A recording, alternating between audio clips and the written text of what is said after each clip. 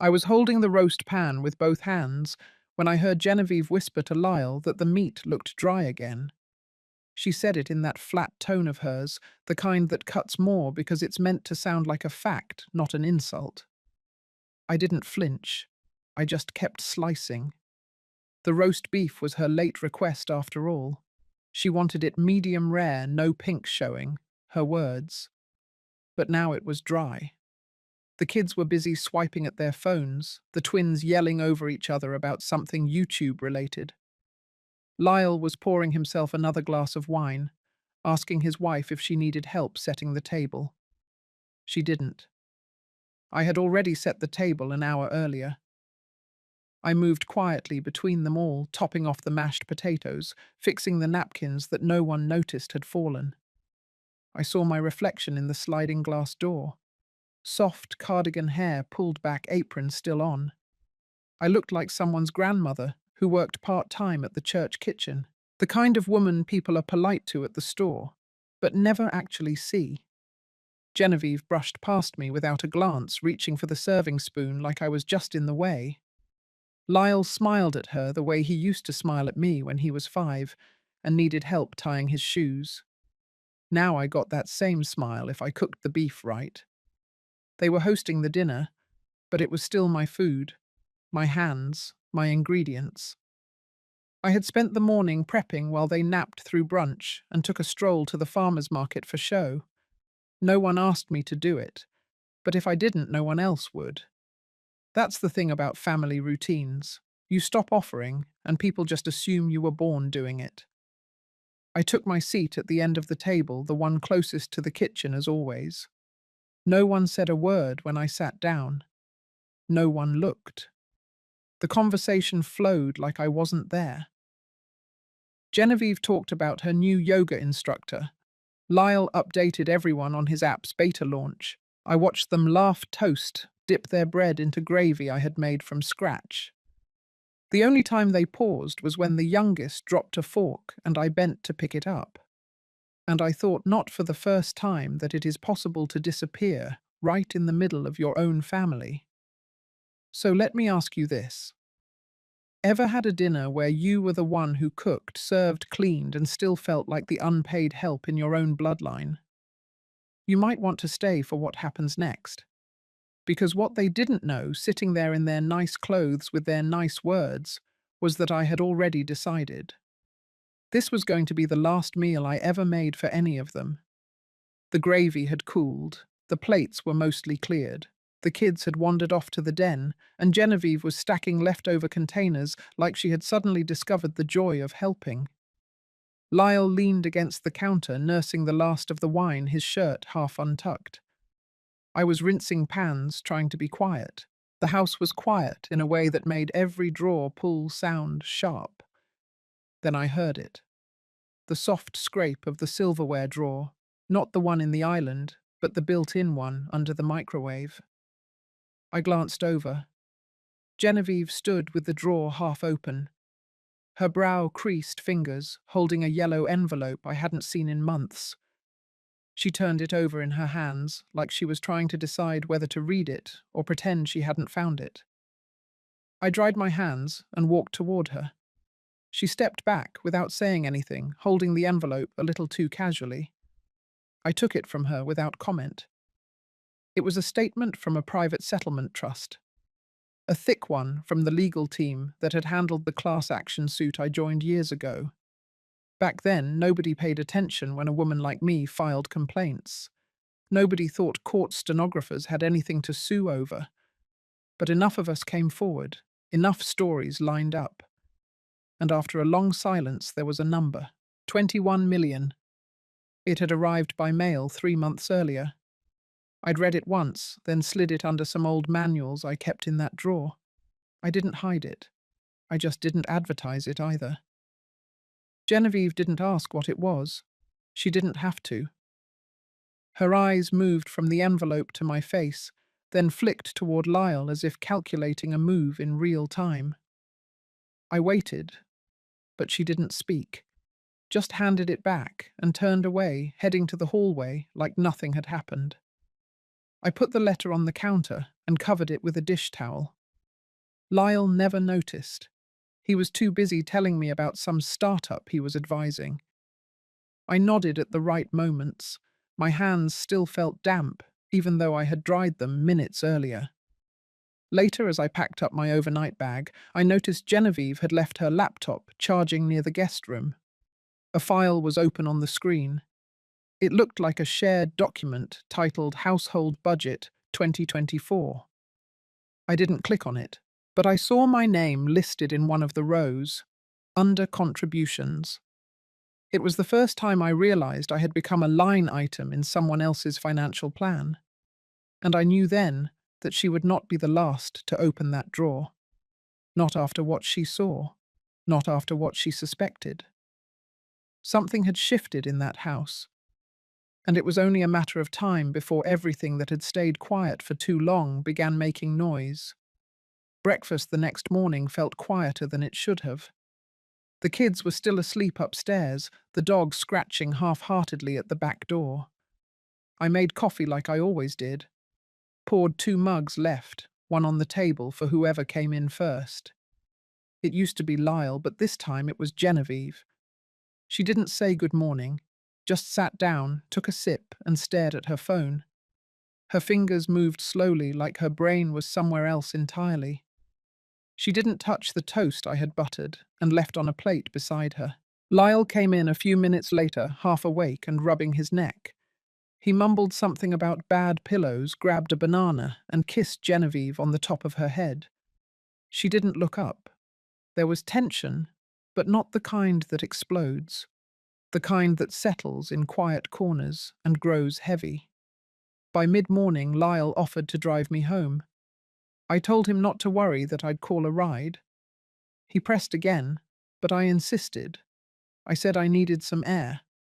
He nodded a little too quickly and left to get dressed. Genevieve watched the whole exchange from the doorway. Just before I zipped up my bag, she stopped me in the hallway. Her voice was calm, a little too practiced. She said she hadn't meant to invade my privacy. Said she was surprised by what she found. And then very casually she asked if I had considered setting up a trust. Something to ensure long-term security. Not just for me, but for the whole family. She mentioned estate taxes, long-term planning, phrases pulled from financial blogs and estate attorney ads. It was the first time she'd ever spoken to me like I was the client and she was the planner. I told her I had everything handled. She smiled, the kind of smile that ends before it begins. In the car, Lyle was quieter than usual.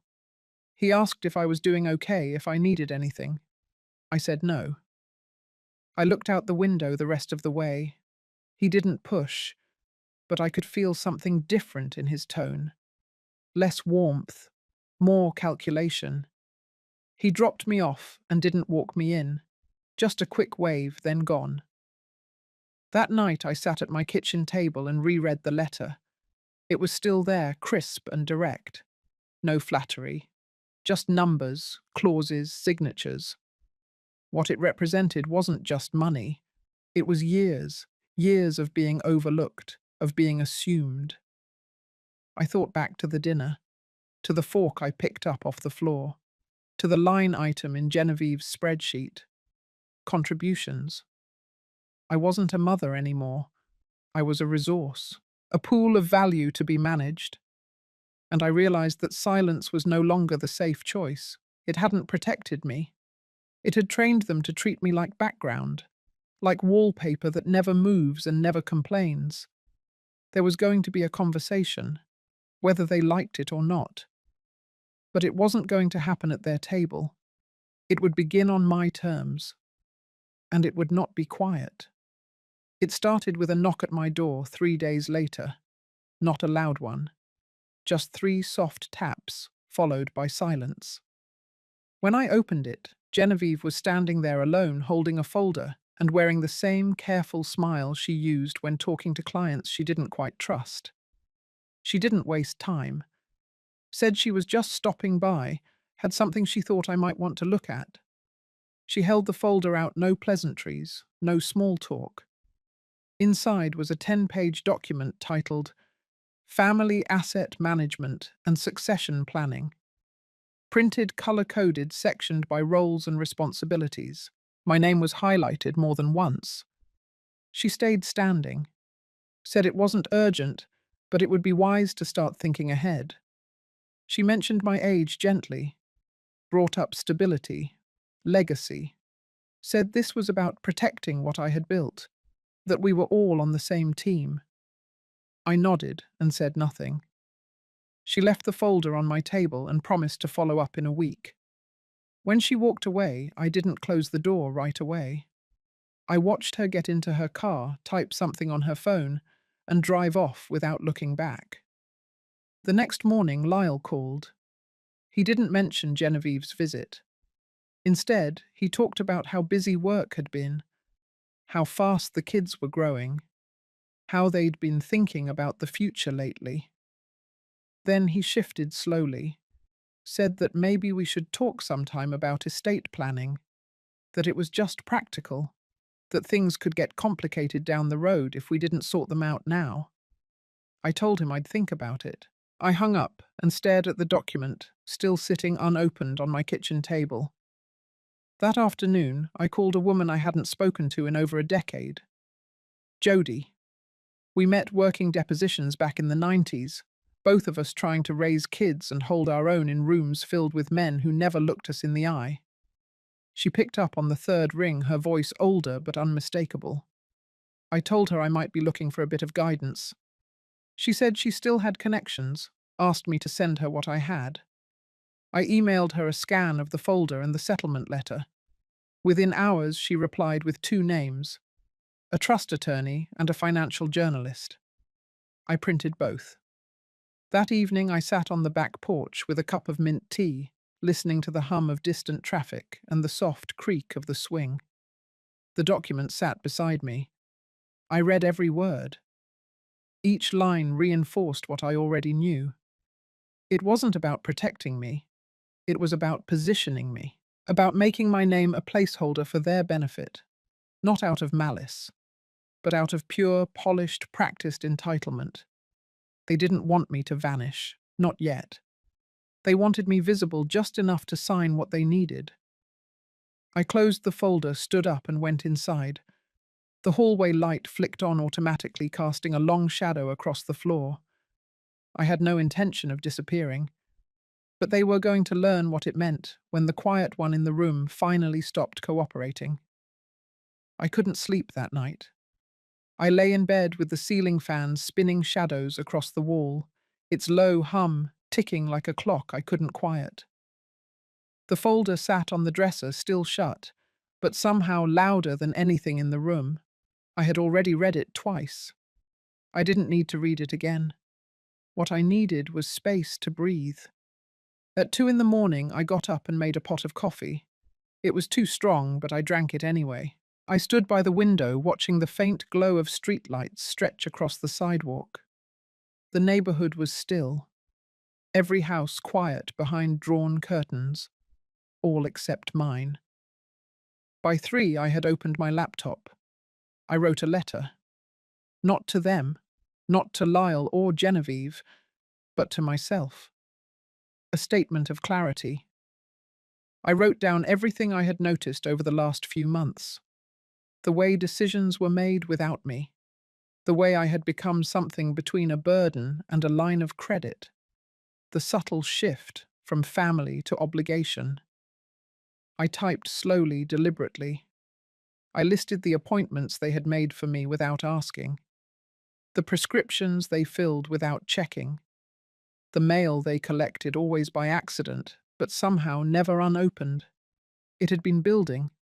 The questions about memory, the concerned looks when I repeated a story, the soft suggestions to write things down. Genevieve bringing up power of attorney as if it were just a safety net, and now a full proposal to manage my estate. Not after I passed, but while I was still standing.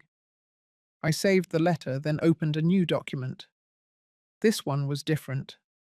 I began drafting instructions, passwords, account numbers, contact lists. It wasn't paranoia, it was preparation. I didn't trust them to look out for me anymore. I trusted myself and the people I chose. I worked until just past 5. Then I shut the laptop and folded the printed draft into an envelope. I placed it inside a cookbook no one had ever touched. Second shelf behind the canned peaches. That morning the phone rang. It was Lyle. His voice was calm but too rehearsed. He said he and Genevieve had spoken to someone, a financial planner. Just informal, just advice. They thought it might be helpful to meet. Nothing binding, just a conversation. I said I was busy. He hesitated, then said he understood. But I could hear it, the pressure behind his patience. That night, I walked through the house, turning off lights one by one. The rooms felt heavier than usual. Familiar, but not safe. I paused by the hall mirror and studied my reflection. Same face, same lines, but something behind the eyes had shifted. I no longer looked like someone waiting to be asked. I looked like someone preparing for a storm, not with fear, but with a steady kind of knowing, the kind that comes when you stop hoping they'll change and start protecting the parts of yourself they never bothered to see. The next morning, I took out my old voice recorder, the same one I used years ago during deposition work, tucked in my briefcase under a stack of court transcripts. It was scratched, but still reliable. I changed the batteries, tested it once, then placed it on the kitchen table next to a notebook and a warm mug of black tea. I sat in silence for a long time before I pressed record.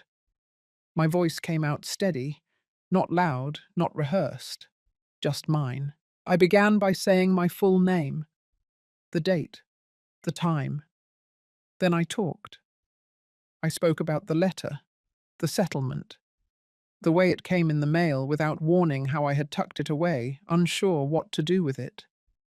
I described the weight of that number on paper and the heavier silence that followed once someone else saw it. I told the story of that dinner, of the drawer of the envelope. I spoke about Genevieve's visit, her folder, her polite urgency. I did not raise my voice. I didn't use blame. I recorded facts. Each detail stitched together like pieces of testimony. Clean, clear, documented. I ended the recording after 21 minutes. Then I made another. This one was shorter, just 5 minutes.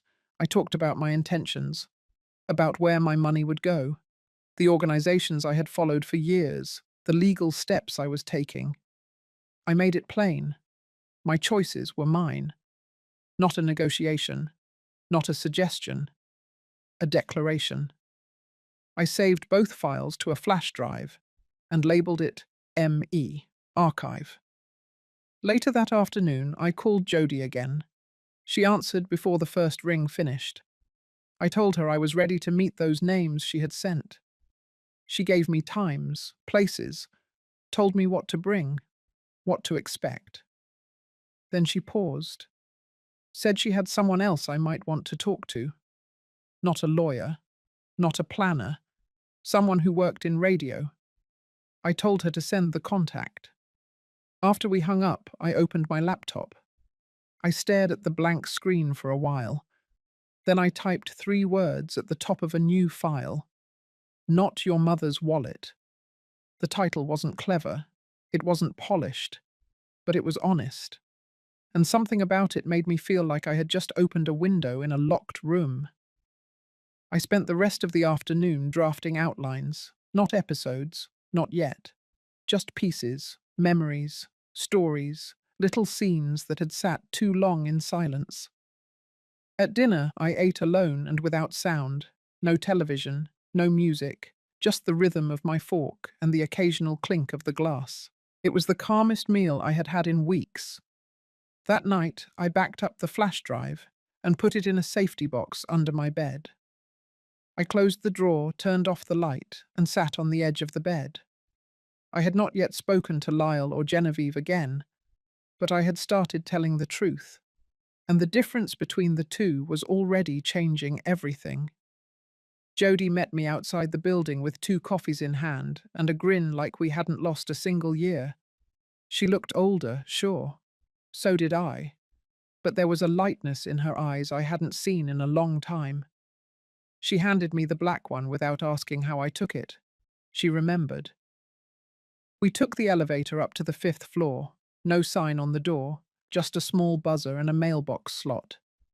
Inside was a modest studio. No fancy equipment. Just shelves, soft lighting, and sound panels lining the walls like folded blankets. It didn't smell like a business. It smelled like someone's project that had become something more. Jody introduced me to Claire, a producer who used to run live storytelling nights downtown.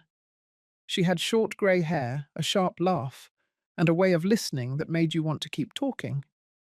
I handed her the flash drive. She plugged it in, listened to the first 2 minutes, and nodded without looking up. She said we should record a pilot. That afternoon, we sat in a small booth with a single mic and no script. Claire asked simple questions. I answered in pieces. She didn't push, just let me talk. I told her about the envelope, the letter, the proposal, the moment I realized I had become a project instead of a person.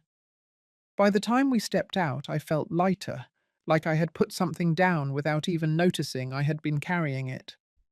Claire said she'd edit the pilot and upload it under a new channel. No promotion, no pressure, just to see what would happen. 3 days later, the episode was live. No one knew it was me. I didn't use my name. I didn't mention Lyle or Genevieve. I didn't give dates or cities.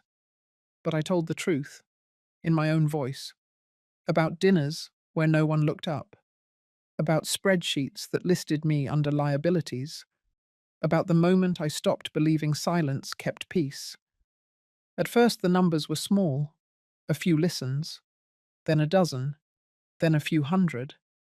Then it started spreading. People shared it on forums. Someone clipped a quote and posted it on a caregiving blog.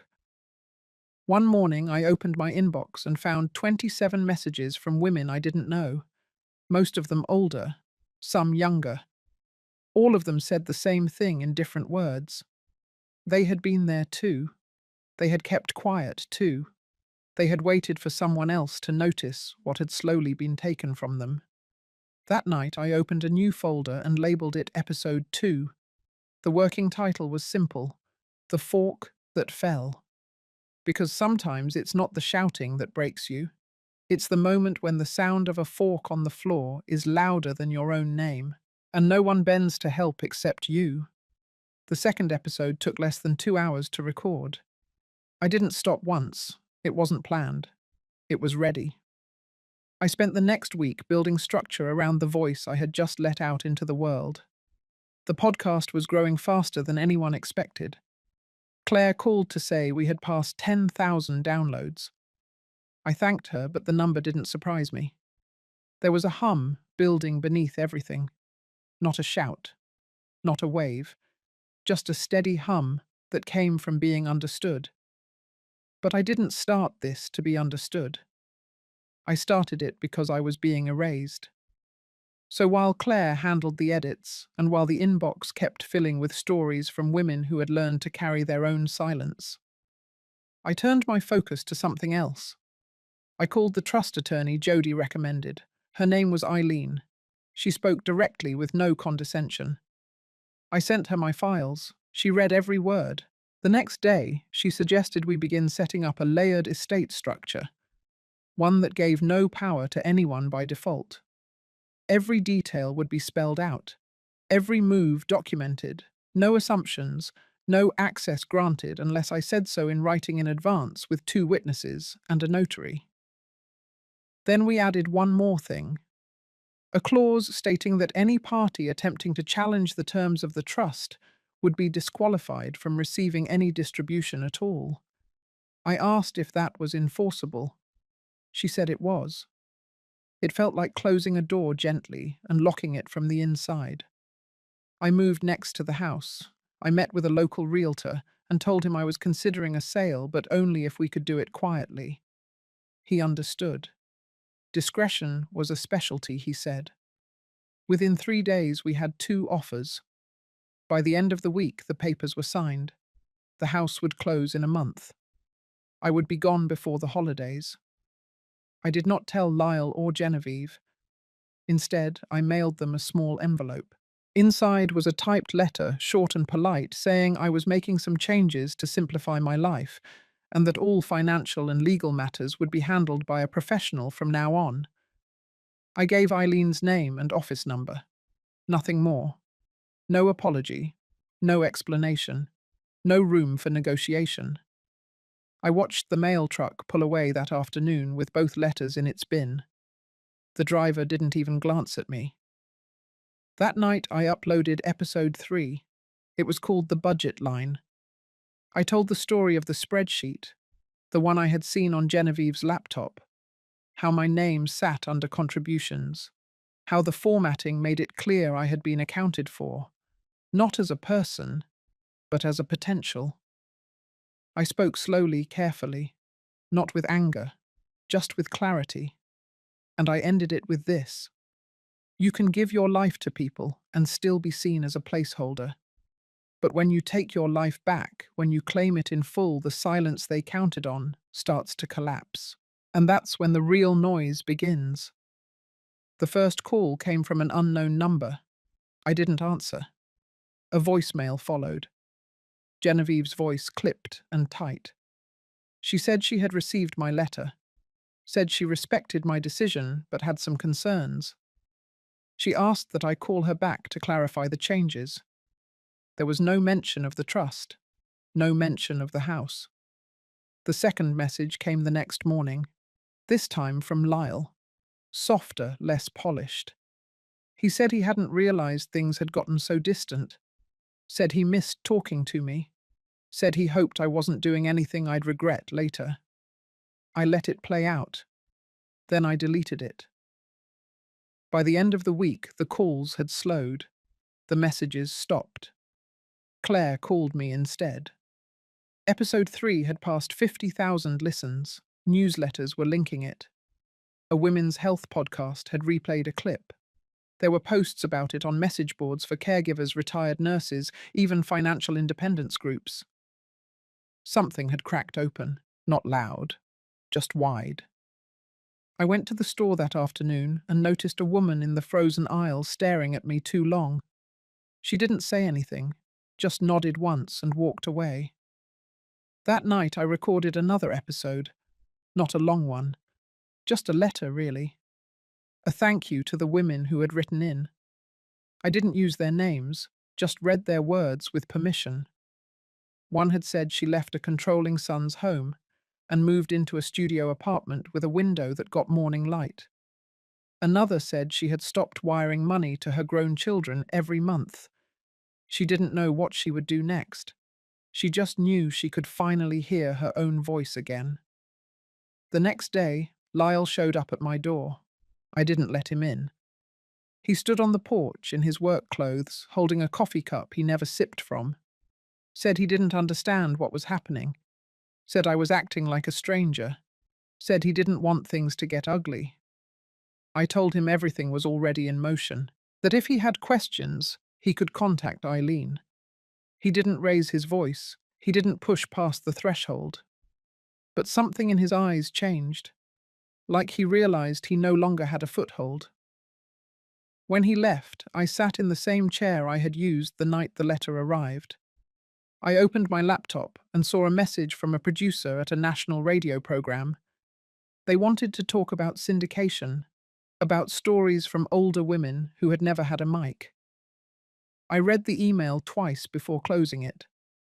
That weekend, Genevieve made her move.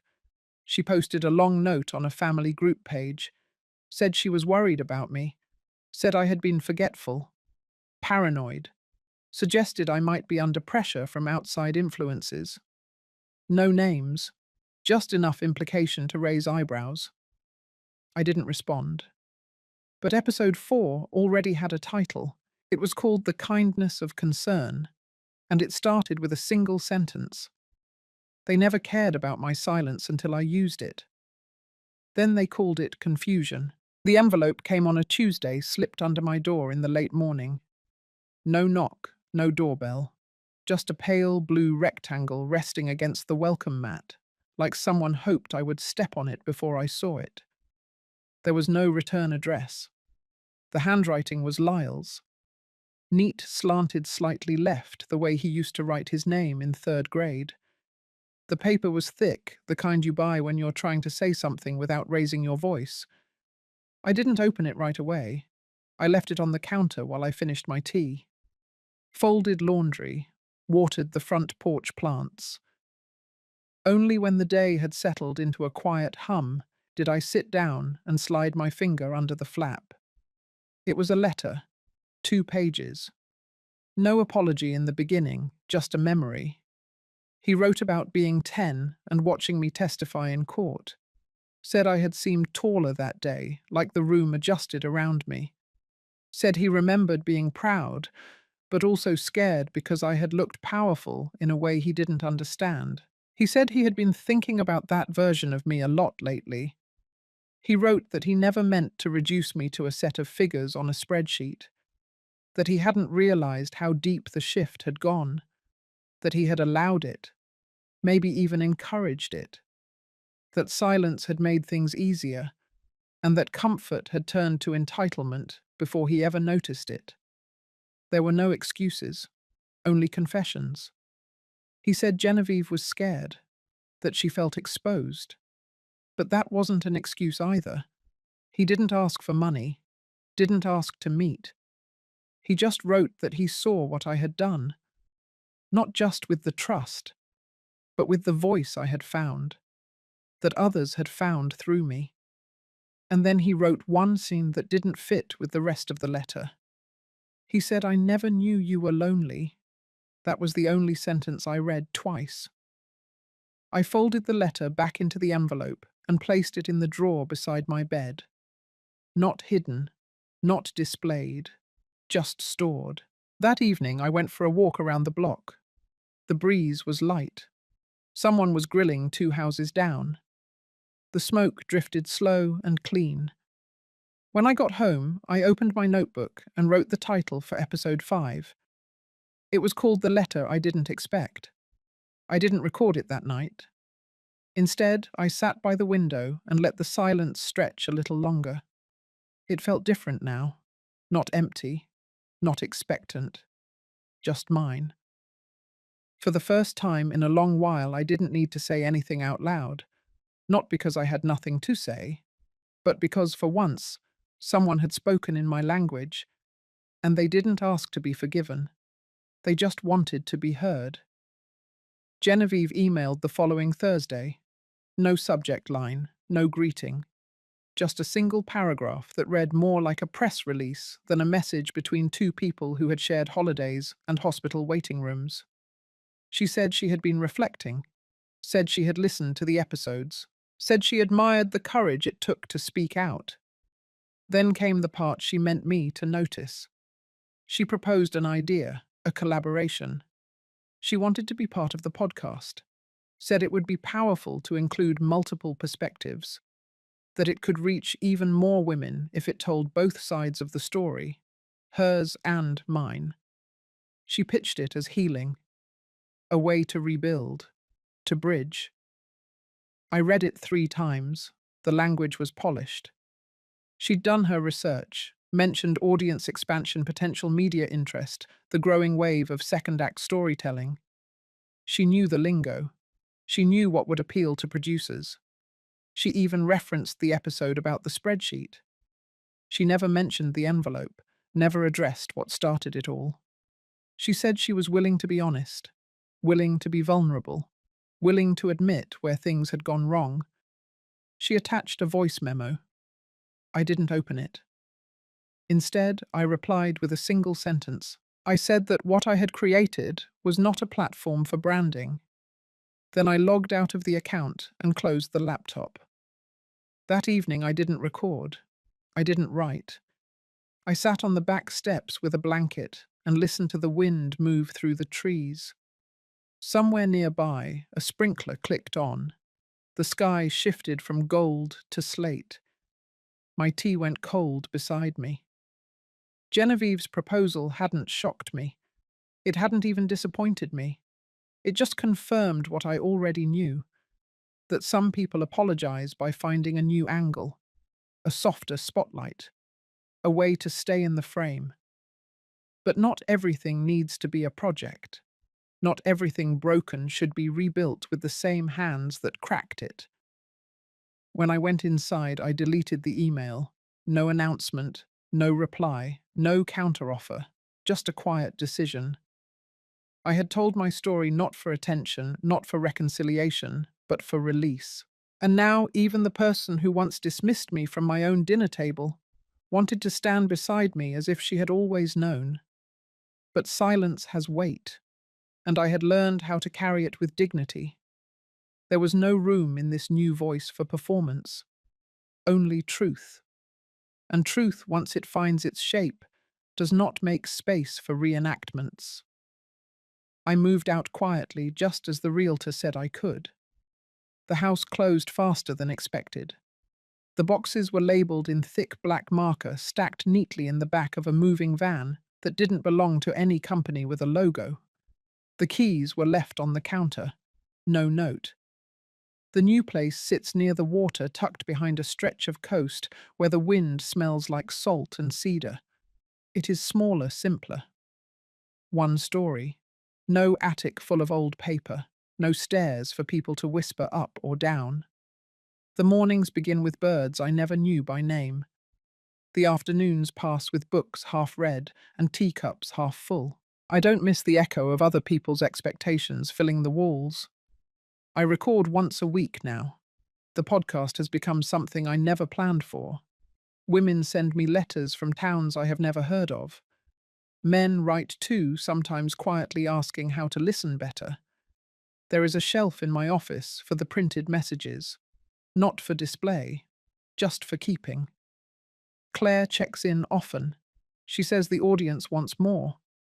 Syndication offers are growing, invitations arrive, panel talks, book proposals. I nod. I thank her, I tell her maybe later. For now, I still prefer the booth, still prefer the slow way of telling.